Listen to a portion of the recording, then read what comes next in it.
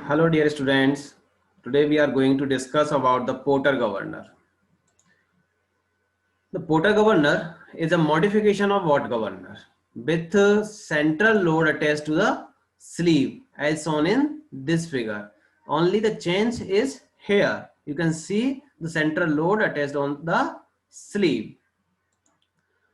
Consider the forces acting on one half of the governor as shown in this figure. All the forces acting on this figure are considered, and let small m is equals to mass of each ball, capital M weight of each ball in newtons, and so on. All the terminology which is used in this governor. Though there are several ways of determining the relationship between the height of governor and the angular speed of the ball, yet the following two methods are important from the subjective point of view. Number one, method of resolution of forces, and second one is instantaneous center or eye center method. In this lecture, we will discuss about the method of resolution of forces. The main aim of this method is to find out the relationship between the height of governor and speed of the balls. The method of resolution of forces. So considering the equilibrium of forces acting at point D, this is the point D, and then we have, here you can see that T2 cos beta, that means resolving the forces. This is the T2, and which makes an angle with the vertical. So T2 cos beta, that is equals to W by 2. The capital W equals to mg, as we know that. So T2 is equals to mg divided by 2 cos beta. This is the equation number 1. Now again, considering the equilibrium of forces acting at point B. So here, resolving the forces vertically and then horizontally. The first is the vertical forces, T1 cos alpha. This is the T1, and resolve these forces in both in vertical direction and horizontal direction. So here you can see that the component of this force, like this is the first component, and then that's one the second component.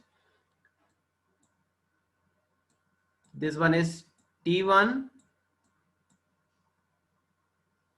which is sine theta or cos theta here, because this is the alpha, sorry. So this one is also alpha, and here you can see that this component is T1 cos alpha, and another one is T1 sin alpha.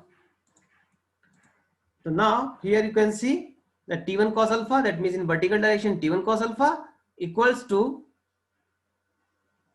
second one is T2 cos beta, and then the same component of this T2 in vertical direction, or direction of this force is downward. So T2 cos beta plus W is also acting in downward direction, so plus small w. Here T2 is equals to, you can put the value of T2 from equation number 1.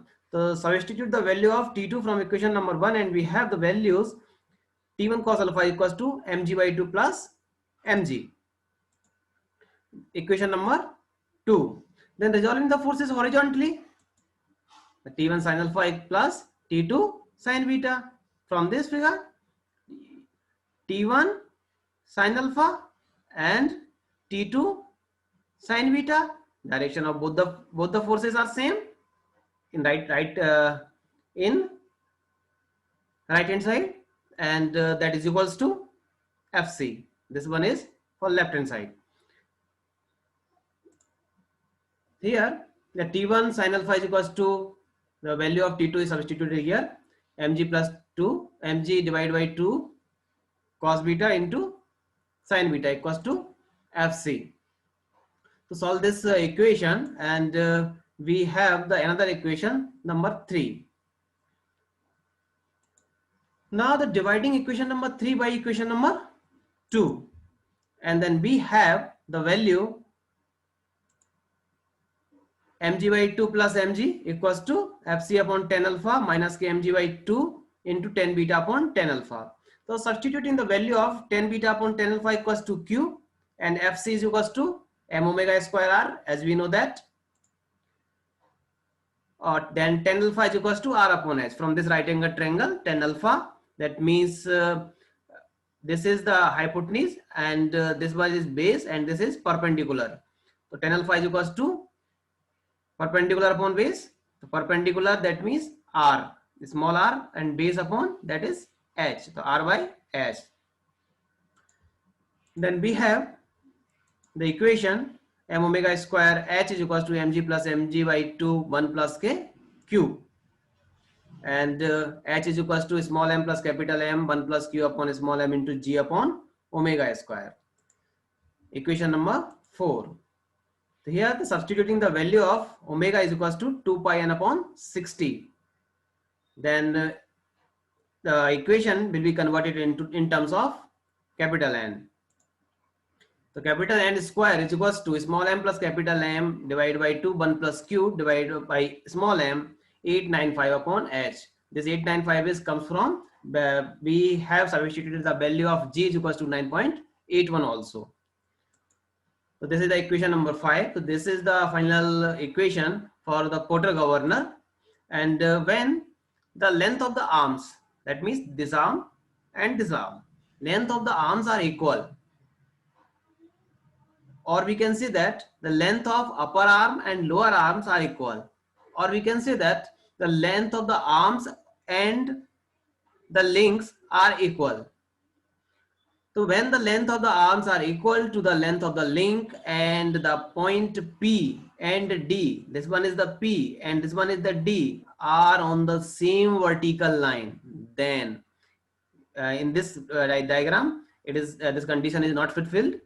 But if this point D is pivoted on the governor axis, that means this point is here. If this point is here, then 10 alpha is equals to 10 beta, or q is equals to 10 beta upon 10 alpha, that is equals to 1. So that it means the q is equals to 1. So substitute this value of q in equation number 5. That means 1 plus 1, that is equals to 2. Then 2 and 2 cancel out. So the equation becomes n square is equals to small m plus capital M divided by small m 895 upon h. This is written here. N square is equals to small m plus capital M upon small m into 895 upon h. So this is the final equation for Porter governor. Thank you.